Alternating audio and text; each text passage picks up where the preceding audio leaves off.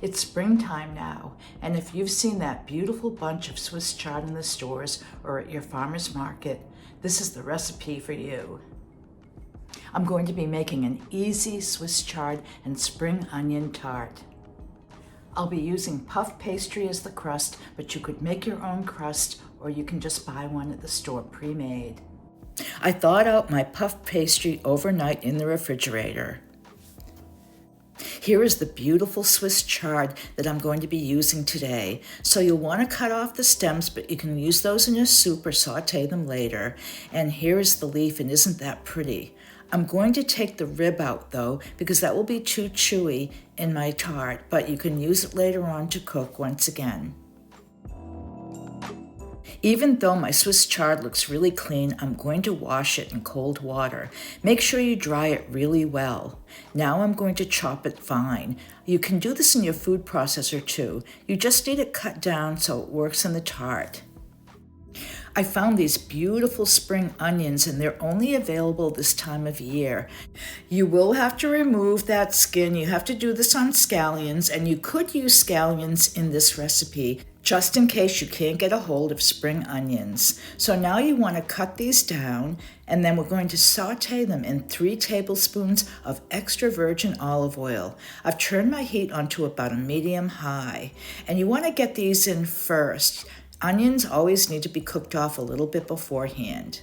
So I'm going to also add a little bit of kosher salt to them. That really increases the flavor. And here goes the chopped up Swiss chard. Move that around and mix it well and cook till wilted. It's time to make the custard. So I have 4 large eggs, and you'll want to place them in a bowl and really whisk them well until they're blended nicely. The Swiss chard and onions are looking great. So I'm going to use some heavy cream, I know, but it's going to really make this rich, and there's going to be 1.5 cups. You can also use half and half if you want. Blend it really well, and now this is going to make it taste so great. We're adding some nutmeg, about 1/4 teaspoon, and also about 1/2 teaspoon of salt. This pops all of the flavors. The Swiss chard is looking great. It's all done, but now you'll have to cool it in the refrigerator. You can't add it to the custard or it will cook it. So get this spread out on a plate and place this in your fridge until it's cooled down. I'm back to the custard, and I have some fresh thyme in here. So I'm going to use my brand new pie plate or pie pan. I got this recently, and it's made by Lodge, and I'm not sponsoring it. I've never used it before, but I always wanted a really heavy duty pie plate or pie pan, and this is going to be it. It comes pre-seasoned. I'm going to use some olive oil spray, or you could use canola spray, they say, or whatever. And yeah, let's see how this turns out. Even though this came pre-seasoned, I'm adding some olive oil to it. I should have put a little bit more on the sides, which I found out later, but it came out great. I'm rolling out my puff pastry, and I want it to fit the pan. And just to say, use any pie plate you have. It doesn't have to be this one. So trim off your puff pastry around the edges, and we're not going to crimp this. You really can't do that with puff pastry, but prick it all over the bottom and on the sides with a fork. It's time to add the cooled Swiss chard and spring onion mixture to the custard.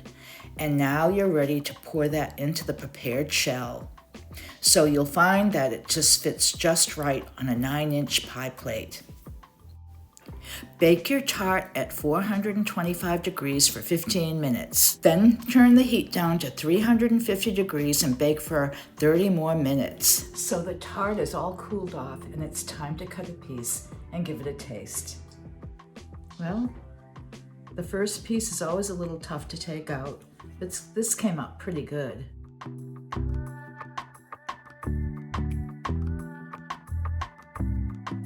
So it's time for a taste of this beautiful thing. It really smells wonderful. It held up really well. Time to dig in. That Swiss chard and those spring onions are so vibrant. They have so much flavor because they're fresh. They were just grown, just picked, and cooked right away. This would be great with a tomato salad too. Thanks for watching. If you haven't had a chance to subscribe to my channel yet, please do. I would really love it. And please give this a like because that helps too. And you'll find the recipe at Diane's World Cooking on Facebook.